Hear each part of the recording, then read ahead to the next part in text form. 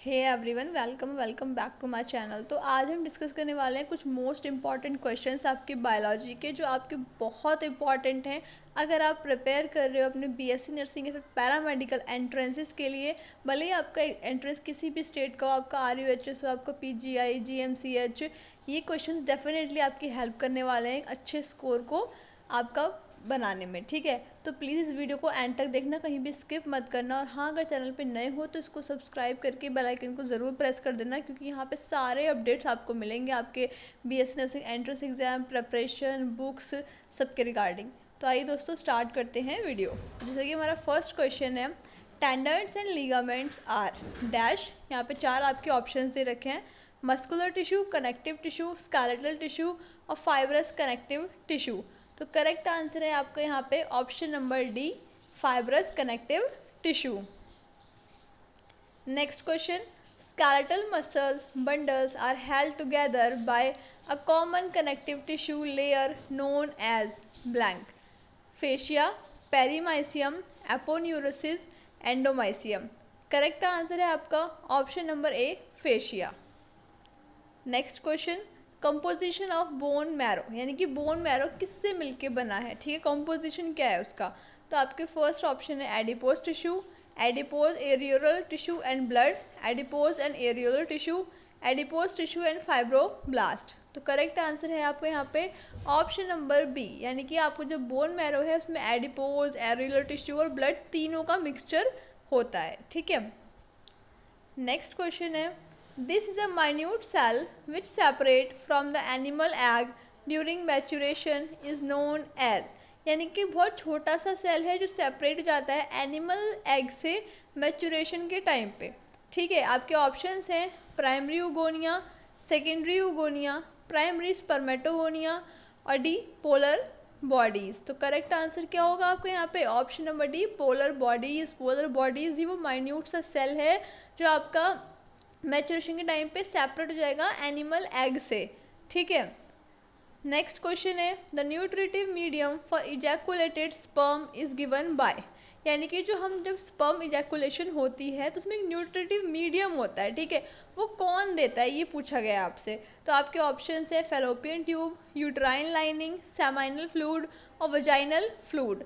तो correct answer है आपको यहाँ पे option number C, seminal fluid, क्योंकि स्पर्म इजैकुलेशन की बात हो रही है तो ऑब्वियसली फेलोपियन ट्यूब का तो कोई काम ही नहीं है यहाँ पे। वजाइनल फ्लूइड भी नहीं होगा, क्या होगा, सेमाइनल फ्लूइड होगा। हमने पढ़ा है अपने रिप्रोडक्टिव सिस्टम में। अगर आपको कहीं पे कोई क्वेश्चन में डाउट हो रहा है तो आप उस क्वेश्चन का एक बार अपना जो आपके नोट्स हैं उसको जा करके देखो, नोट्स को फिर से थ्योरी को पढ़ो, फिर आके इस क्वेश्चन को करो। ठीक है, क्योंकि यहाँ पे लास्ट में आपने काउंट भी करना है कि आपके कितने क्वेश्चन ठीक हो रहे हैं। इससे आपको एक आइडिया मिलेगा कि हाँ, आप जब पेपर में बैठोगे तो आपको वहाँ पे दिक्कत ना हो। ठीक है, इसीलिए हम ये क्वेश्चन प्रैक्टिस कर रहे हैं। Next question, this is not a function of plasma membrane. ठीक है, क्वेश्चन ऐसे भी आते हैं, देखो घुमा दिया है यहाँ पे क्वेश्चन ने। यहाँ पे हमें पूछती कि प्लाज्मा मेम्ब्रेन के फंक्शन कौन कौन से हैं, सब बता देते, लेकिन यहाँ पे पूछा कि कौन सा नहीं है।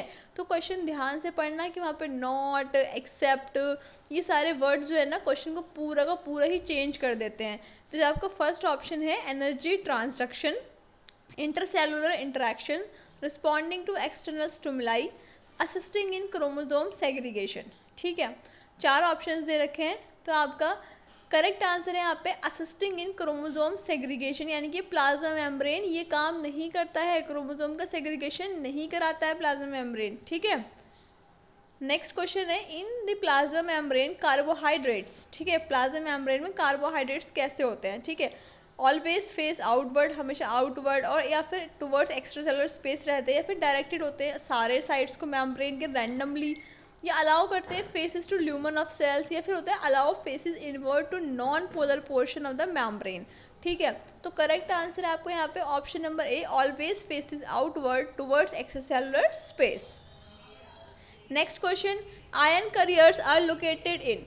यानी कि आयन करियर्स कहाँ पे लोकेट होते हैं आपके। फर्स्ट ऑप्शन है प्लाज्मा मेम्ब्रेन, सेकंड है सेल वॉल, थर्ड है न्यूक्लियस, फोर्थ है आपका सेलुलर स्पेस।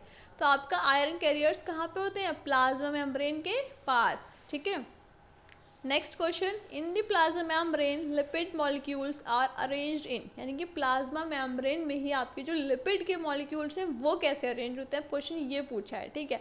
तो आपका फर्स्ट ऑप्शन है हेड पैरेलल होगा, सेकंड है ऑल्टरनेट, थर्ड है स्कैटर्ड और फोर्थ है सीरीज में होता है।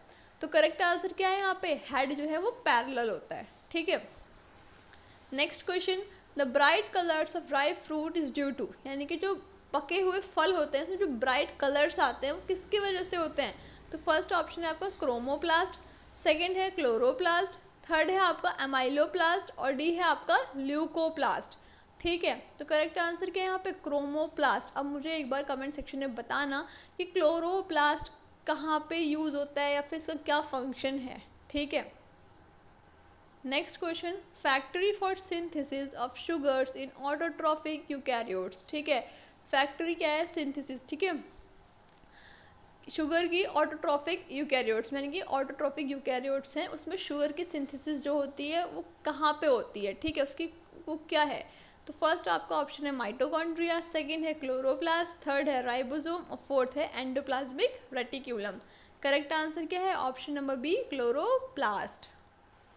नेक्स्ट क्वेश्चन, क्लोरोप्लास्ट में where do light reactions occur, light reactions कहाँ होती हैं, outer membrane, inner membrane, thylakoid membrane या फिर स्ट्रोमा। करेक्ट आंसर है आपका option number C, thylakoid membrane. Next question, extra nuclear DNA is found in, कहाँ होगा, राइबोसोम में, क्लोरोप्लास्ट, गोल्जी अपरेटस या फिर एंडोप्लाज्मिक रेटिक्यूलम। करेक्ट आंसर है chloroplast. Next question, Hardy Weinberg equilibrium operates in the absence of, यानी कि Hardy Weinberg जो principal है आपका इक्विलिब्रियम में वो किसकी एब्सेंस में काम करता है, gene flow, mutation, natural selection या फिर ऑल ऑफ दीज। ये सब के सब जब नहीं होंगे तब हमारा हार्डी वीनबर्ग इक्विलिब्रियम काम करता है, ठीक है। Next question, this condition is essential for a population to be in the Hardy Weinberg equilibrium. First option है random mating, no mutations, large population, all of these. Correct answer है आपका option number D, ठीक है, ये सारे के सारे। तो आई होप कि आपको मेरे साथ बहुत मज़ा आया होगा इन क्वेश्चंस को प्रैक्टिस करने में, आपके लिए इंटरेस्टिंग रही होगी ये क्लास। अगर आपको अच्छा लगा है, मेरा पढ़ाया हुआ समझ आता है तो प्लीज़ इस वीडियो को लाइक करना, ज़्यादा से ज़्यादा शेयर करना इसको, और हाँ अगर चैनल पे नए हो तो इसको सब्सक्राइब करके बेल आइकन को प्रेस कर देना, क्योंकि आपको यहाँ पे डेफिनेटली ऐसा कंटेंट मिलने वाला है जो आपकी हेल्प करेगा आपके बीएससी नर्सिंग और पैरामेडिकल के एंट्रेंसेस को क्लियर करने में, ठीक है। कोई डाउट है, कोई क्वेरी है किसी भी क्वेश्चन से रिलेटेड या फिर आपके फॉर्म्स से रिलेटेड, तो आप मुझे पूछ सकते हो कमेंट सेक्शन में, इंस्टाग्राम पे, टेलीग्राम पे, दोनों की लिंक यहाँ मैंने कमेंट सेक्शन में पिन कर रखे हैं, ठीक है। और हाँ अगर आपने अब तक मुझे इंस्टाग्राम पे फॉलो नहीं करा है तो जाओ जा करके कर लो, क्योंकि वहाँ पे मैं नर्सिंग से रिलेटेड बहुत सारे इंपॉर्टेंट अपडेट्स आपके देती रहती हूँ, ठीक है। तब तक के लिए thanks and have a nice day.